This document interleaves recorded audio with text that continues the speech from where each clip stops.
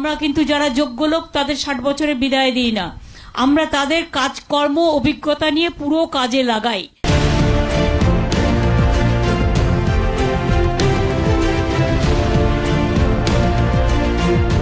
অভিষেকের বয়সসীমা মন্তব্যে আবারও প্রতিক্রিয়া এলো দলের সর্বোচ্চ স্তর থেকে। নাম না করে প্রশাসনিক দক্ষতার উদাহরণ টেনে বয়সের উস্কানি পদদলিত করলেন মমতা বন্দ্যোপাধ্যায়। আর বয়স হলে আমাদের কর্মক্ষমতা কমে, এতে অসুবিধা কি আছে? সেই তুলনায় যদি আমি একটা 25 বছরের ছেলেকে বলি, তার তো কিছুটা হলেও কম অসুবিধা হবে। আজকে আমি করতে পেরেছি, 56-60 বছর যেদিনকে হবে সেদিনকে পারবো না।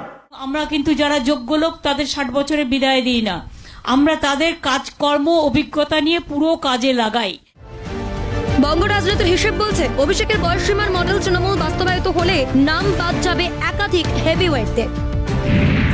খাতায় কলমে বাদ পড়তে পারেন তৃণমূলের অন্তত 88 জন বিধায়ক। এমনকি লোকসভা নির্বাচনে 10 জন সাংসদের টিকিট পাওয়ারই কথা নয়। অভিষেকের বয়সের ধাক্কায় রয়েছেন 70 ছুঁই ছুঁই মমতা বন্দ্যোপাধ্যায়ও। তবে কি ঘুরিয়ে তৃণমূলের রশ্মি নিজের হাতে নিতে চাইছেন অভিষেক? পিসি ভাইপো নিজেই নিজের বিরোধী? বয়স মন্তব্যকে হাতিয়ার বিরোধী দলনেতা। এইসব ড্রামা পিসি ভাইপো দুজনে একে অপরের অপোজিশন বাইরে করব, এগুলো সব নিজেদের ঘরের মধ্যে অ্যাডজাস্টমেন্ট করে করছে। এখন ভাইপো আর পিসির বাড়ির খাবার পাঠাচ্ছে না, বা পাঠালেও পিসি বিশ্বাস করে খেতে পারছে না। অর্থাৎ পদ নিয়ে তাদের মধ্যে লড়াইটা এমন জায়গায় পৌঁছে গেছে, আর সেই লড়াইটা পারিবারিক লড়াইটা এখন বাইরে জনসমক্ষে আসছে। সুপ্রিমো বনাম সেনাপতির বাকযুদ্ধে রাজনীতির হাওয়া গরম হতেই শীত ছড়ালেন সৌগত রায়। অভিষেকের মন্তব্যের অন্য ব্যাখ্যা দিলেন তৃণমূলের বছর 76-এর নেতা। তাতেও থামেনি মন্তব্যের তীর চালাচালি। দৈত্যকুলের দঙ্গল লেগেছে তৃণমূলে। অভিষেকের নবজোয়ারকে হাতিয়ার করে তৃণমূলকে ঝাঁঝরা করলেন অধীর রঞ্জন চৌধুরী। অভিষেক ব্যানার্জি বলেছেন যে এটা ঠিক, আমি মানি যে বয়সের সাথে কর্মক্ষমতা কমে। উনি একবারও বলেননি যে হাঁটতে পারে না, হাঁটতে পারে, এসব কোনোদিন বলেননি। তৃণমূলের মধ্যে যে খণ্ডযুদ্ধ লেগেছে, একদম দৈত্যকুলের দঙ্গল লেগে গেছে। এই দৈত্যকুলের দঙ্গল থেকে বাংলা মুক্তি চাই, এটুকু বলতে পারি। আসলে সবটাই হচ্ছে কালীঘাট আর কেমন স্ট্রিটের লড়াই, ভাগ খাওয়ার লড়াই। 60 বছর পর্যন্ত যারা সমস্ত চুরি চামারি করে ফেলেছে তারা এবার এসো, নতুন 30-32 বছরের ছেলেরা এবার গিয়ে আবার নতুন করে চুরির লাইসেন্স রিনিউয়াল করবে, এটাই হচ্ছে আসল। ক্ষমতা হস্তান্তরের স্রোতে নবীনের পক্ষে গা ভাসিয়েছেন কুণাল ঘোষ, পার্থ ভৌমিক, নারায়ণ গোস্বামীরা। আজ গঙ্গাসাগরের হাওয়ায় ভেসে এলো বয়স বার্তা। 2022-এর পুরসভা নির্বাচনের প্রার্থী তালিকার মতো লোকসভার তালিকাতেও কি চির ধরাবে তৃণমূলী কোন দল? নজর থাকবে তৃণমূলের সাংসদ লড়াইয়ের মুখগুলোর দিকে। ক্যালকাটা নিউজ।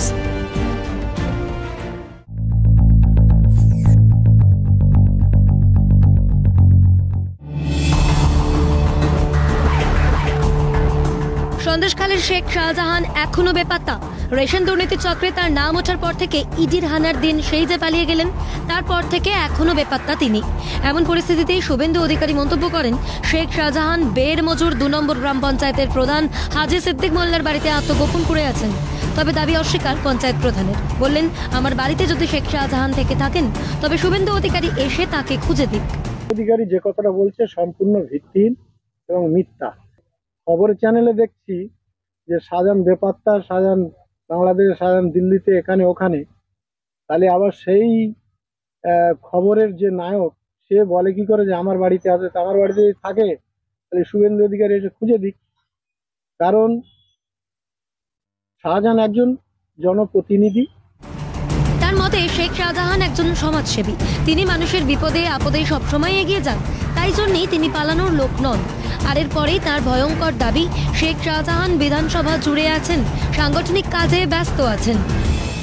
শাহজাহান একজন সমাজসেবী এবং জনদরদী মেয়ে।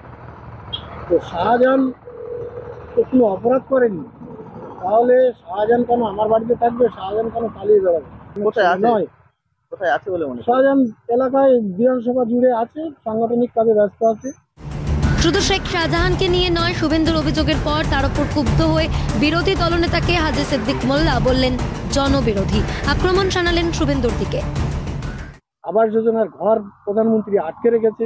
ওই শুভেন্দু সেদিকে কেন্দ্রকে টাকা দিতে না করছে। শুভেন্দু কি বললো ওটা জানার বিষয় না। শুভেন্দু জনবিরোধী করছে, জনগণের সঙ্গে বেইমানি করছে, জনগণের পরিষেবা থেকে প্রধানমন্ত্রীকে বলে তাদের বঞ্চিত করছে। সুতরাং শুভেন্দু কি বললো না বললো এটা যায় আসে না। শেখ শাহজাহান আত্মগোপন করেনি বলছেন গ্রাম পঞ্চায়েত প্রধান। শুভেন্দুর অভিযোগকে অস্বীকারও করছেন। তবে শুভেন্দু অধিকারী তাঁর হুঁশিয়ারি আগেই দিয়েছেন শেখ শাহজাহানকে নিয়ে, তাতে শেষ পরিণতির কথা বলেই দিয়েছেন বিরোধী দলনেতা। শেখ শাহজাহান সন্দেশখালীর মধ্যে আছে, আপনাদের ভাবতে হবে না, ওর পরিণতি যা আর হবে। শেখ শাহজাহান এভাবে আড়ালে না থেকে তদন্তের সাহায্যে ঘটনার 72 ঘন্টা পেরিয়ে গেলেও সামনে আসছেন না কেন? এখনো কেন বেপাত্তা তিনি? সাংগঠনিক কাজে যদি থেকেই থাকেন তাহলে কি তদন্তের সাহায্যে এগিয়ে আসা যায় না যদি তিনি কিছু নাই করে থাকেন? বিরোধীদের তোলা এই প্রশ্নগুলো কিন্তু থেকেই যাচ্ছে। শামীম মোল্লার রিপোর্ট, ক্যালকাটা নিউজ।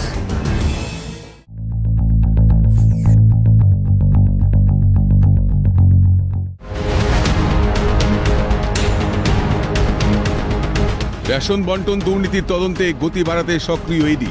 এই আবহে ধৃত জ্যোতিপ্রিয় মল্লিকের হাতের লেখা পরীক্ষা করে দেখতে চাইছেন ইডির আধিকারিকরা। এর আগে শুক্রবার মধ্যরাতে এই মামলায় গ্রেপ্তার হয়েছিলেন বনগাঁ পুরসভার প্রাক্তন চেয়ারম্যান শঙ্কর আঢ্য। শনিবার তাকে আদালতে পেশ করা হয়। আদালতে প্রাক্তন খাদ্যমন্ত্রীর সঙ্গে শঙ্কর আঢ্যের যোগসূত্রের নানা তথ্য তুলে ধরেন ইডির আইনজীবী। কেন্দ্রীয় তদন্তকারী সংস্থার তরফে জানানো হয়, এসএসকেএম হাসপাতালে কেন্দ্রীয় নিরাপত্তা রক্ষীদের নজরদারিতে রয়েছেন জ্যোতিপ্রিয় মল্লিক। সেই আবহে জ্যোতিপ্রিয় মল্লিক তার মেয়েকে একটি চিঠি পাঠান। সেই চিঠি সিআরপিএফ জওয়ানদের হাতে পড়ে। পরবর্তীতে চিঠি যায় তদন্তকারীদের হাতে। সেই চিঠিতে শঙ্কর আঢ্য, শেখ শাহজাহান সহ আরও কয়েকজনের নাম ছিল বলে খবর। এই চিঠি থেকে রেশন বন্টন দুর্নীতির বেশ কিছু গুরুত্বপূর্ণ তথ্য পান ইডির আধিকারিকরা। জেরায় এই চিঠি লেখার বিষয়টি স্বীকারও করে নিয়েছেন জ্যোতিপ্রিয় মল্লিক। এই অবস্থায় তার হাতের লেখা পরীক্ষা করে দেখার জন্য হ্যান্ডরাইটিং বিশেষজ্ঞদের সাহায্য নিচ্ছেন তদন্তকারী আধিকারিকরা। এই চিঠিতে থাকা নাম, এই চিঠিতে যেরকম একদিকে শঙ্কর আঢ্যর নাম রয়েছে, একদিকে নাম রয়েছে শেখ শাহজাহানের, এছাড়াও কিন্তু একাধিক নাম রয়েছে। এবং এই চিঠির মূল যে বিষয়টি আদালতে তারা জানিয়েছেন যে এই চিঠিতে লেখা রয়েছে শঙ্কর আঢ্য, শেখ শাহজাহান সহ আরও বাকি যারা রয়েছেন তাদের কাছ থেকে কত টাকা নিতে হবে, তারা কিভাবে টাকা পৌঁছে দেবে প্রিয়দর্শিনী মল্লিকের কাছে, কত কোন কোন ডেটে তাদেরকে যেতে হবে, কোথায় যেতে হবে, এই সমস্ত বিষয় কিন্তু উল্লেখ রয়েছে এই চিঠিতে। তদন্তকারী আধিকারিকরা মনে করছেন এই চিঠি রেশন দুর্নীতির তদন্তকে এগিয়ে নিয়ে যেতে সাহায্য করবে। পাশাপাশি জ্যোতিপ্রিয় মল্লিকের হাতের লেখাও তদন্তকারীরা তুলে রাখতে চান। এবং গোটা রিপোর্টটি জ্যোতিপ্রিয় মল্লিককে দিয়ে লেখা, তার হাতের লেখার সঙ্গে এই চিঠির যে হাতের লেখা, সেই হাতের লেখার মিল যদি তারা পান, সেই রিপোর্টে কিন্তু আগামী দিনে আদালতে পেশ করবে এনফোর্সমেন্ট ডিরেক্টরেটের আধিকারিকরা। জ্যোতিপ্রিয় মল্লিকের ওই চিঠি থেকে কি খুলে যেতে পারে রেশন দুর্নীতির রহস্য? সামনে আসতে পারে কি এই দুর্নীতির মাথাদের নাম? এরকম একাধিক প্রশ্ন ঘুরপাক খাচ্ছে রাজ্যবাসীর মনে। ক্যামেরায় গোপাল সেনের সঙ্গে শুভজিৎ দে ও মেঘা রায়ের রিপোর্ট, ক্যালকাটা নিউজ।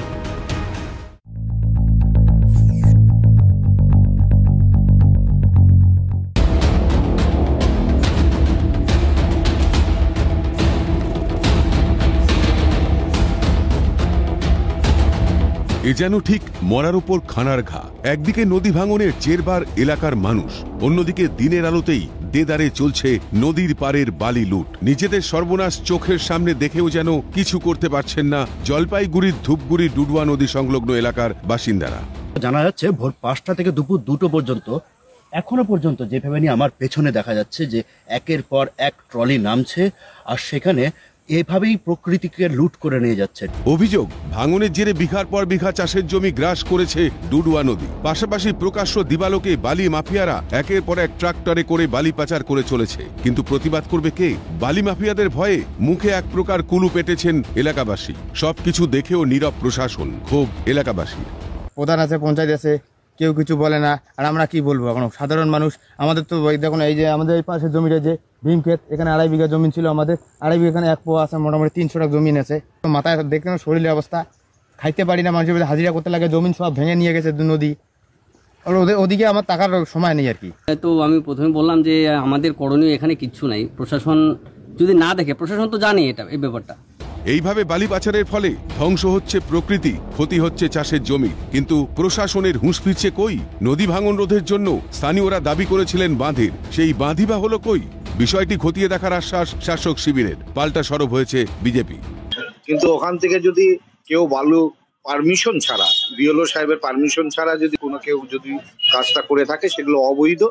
এই বিষয়টা যারা যারা যুক্ত আছে, যে রাজনৈতিক দলের সঙ্গে যুক্ত থাকুক না কেন, তাদের বিরুদ্ধে কঠোরতম শাস্তির ব্যবস্থা গ্রহণ করতে হবে। পশ্চিমবঙ্গ সরকার একটা অপদার্থ সরকার। সেখানকার মানুষের দীর্ঘদিনের দাবি যে বাঁধ নির্মাণ, সেই বাঁধ নির্মাণ হয়নি। তাদের সামনে দিনে দুপুরে এই ঘটনা ঘটছে, প্রশাসন নীরব দর্শকের ভূমিকা পালন করছে। এর থেকেই পরিষ্কার এটা একটা অপদার্থ সরকার। সেই সরকার এতদিন মানুষের পকেট চুরি করেছে।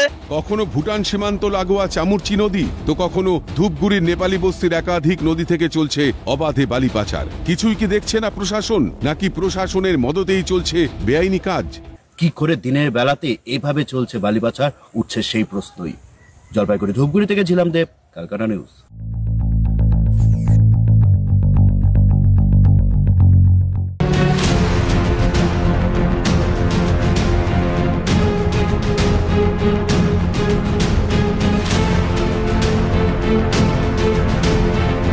আছে ক্লাসরুম, আছে চক, আছে টিচারের বকবক, কিন্তু এসবই এখন অতীত। একসময় সকাল হতেই যে স্কুল কচিকাচাদের হই হুল্লোড়ে ভরে উঠত, রুটিন মেনে নিয়মিত যেখানে চলত ক্লাস, সময়ের সঙ্গে সঙ্গে সেই বিদ্যালয়ে ডুবেছে অন্ধকারে। ফাঁকা পড়ে রয়েছে বেঞ্চ।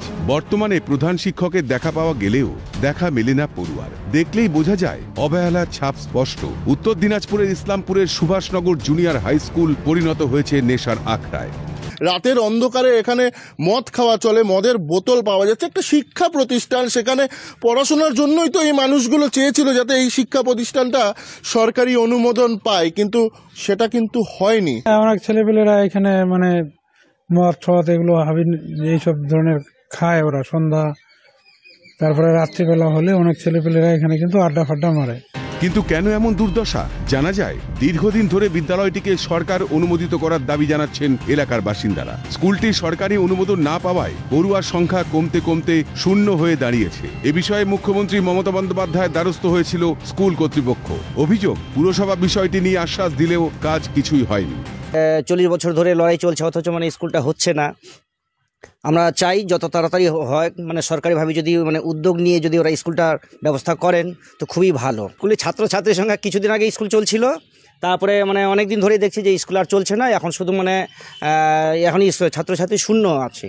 জানা যায়, বিদ্যালয়টি সরকারি অনুমোদনের জন্য বহু অনশন আন্দোলন হয়েছে, কিন্তু কিছুতেই লাভ হয়নি। ফলে শিক্ষা প্রতিষ্ঠানটি পরিণত হয়েছে অসামাজিক কাজকর্মের অন্যতম স্থানে। আমরা চাই যে স্কুলটা সরকারি অনুমোদন পাক, তার দাবিতে আমরা দীর্ঘদিন আন্দোলন করে এসেছি। যদি সম্ভব হয়, কারণ আমাদের আন্দোলন চলছে, কিন্তু আন্দোলন মতো হচ্ছে, কিন্তু স্কুল কিন্তু আর হচ্ছে না। স্কুল আজকে ছাত্র শূন্য। আমাদের স্কুলে প্রধান শিক্ষক আসেন, ঠিক আছে, ওনার এখানে কোনো বেতন টেতন ব্যাপার নেই। আমাদের প্রধান শিক্ষক শ্রদ্ধেয় অনিল চন্দ্র দাস, উনি আসেন। 1 থেকে 7 জানুয়ারি ছাত্র সপ্তাহ ঘোষণা করেছেন রাজ্যের মুখ্যমন্ত্রী মমতা বন্দ্যোপাধ্যায়। চাকরির দাবিতে পথে আন্দোলন করছেন চাকরি প্রার্থীরা, অথচ স্কুলের বেহাল দশা। পরিকাঠামোর অভাবে মুখ থুবড়ে পড়ছে পড়াশোনা। যেখানে পড়াশোনা হওয়া দরকার, সেখানে কেন এরকম মদের আসর বসবে? কেন অসামাজিক কাজকর্ম হবে এখানে? প্রশ্ন কিন্তু সিএনএর। উত্তর দিনাজপুর থেকে নন্দদুলাল সরকার ও বিশ্বরূপ বিশ্বাসের রিপোর্ট, ক্যালকাটা নিউজ।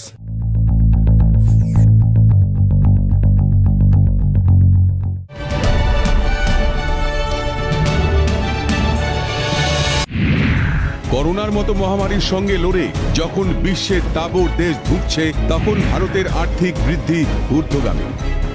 অর্থমন্ত্রী নির্মলা সীতারামন বলেছেন, 2023 সালে ভারতের জিডিপি 3.75 ট্রিলিয়ন মার্কিন ডলার হয়েছে, যা 2014-তে মাত্র 2 ট্রিলিয়ন ডলার ছিল। অর্থমন্ত্রীর দাবি, ভারত বর্তমানে বিশ্বে আর্থিক গতিতে উজ্জ্বলতম স্থানে। এই মুহূর্তে বিশ্বের 5ম আর্থিক বৃদ্ধির দেশ। আগামী দিনে বিশ্বের 3য় আর্থিক বৃদ্ধির দেশ হবে ভারত, এমন দাবি করছে সরকারের একটি সূত্র। একই দাবি করেছেন প্রধানমন্ত্রী নরেন্দ্র মোদীও। গত বছর ইউকের বৃদ্ধিকে পেছনে ফেলে 5ম বৃহত্তম আর্থিক বৃদ্ধির দেশ হয়েছে ভারত। 1 দশক আগে ভারত বিশ্বের 11তম আর্থিক বৃদ্ধির দেশ ছিল। গত 9 বছরে ক্রমেই এগিয়েছে দেশের অর্থনীতি। 2023 সালে ভারতের জিডিপি 3.75 ট্রিলিয়ন মার্কিন ডলার হয়েছে। অর্থমন্ত্রী বলেন, অর্থ বছর 2022-23-এ দেশের জিডিপি 7.2% বৃদ্ধি পেয়েছে। এই মুহূর্তে ভারত সবথেকে দ্রুত আর্থিক বৃদ্ধির বৃহৎ দেশ। আর মোদী সরকারের স্বচ্ছ অর্থনীতির ফলেই এই ক্রমবৃদ্ধি ভারতে, বলছেন অর্থনীতিবিদরা। ক্যালকাটা নিউজ।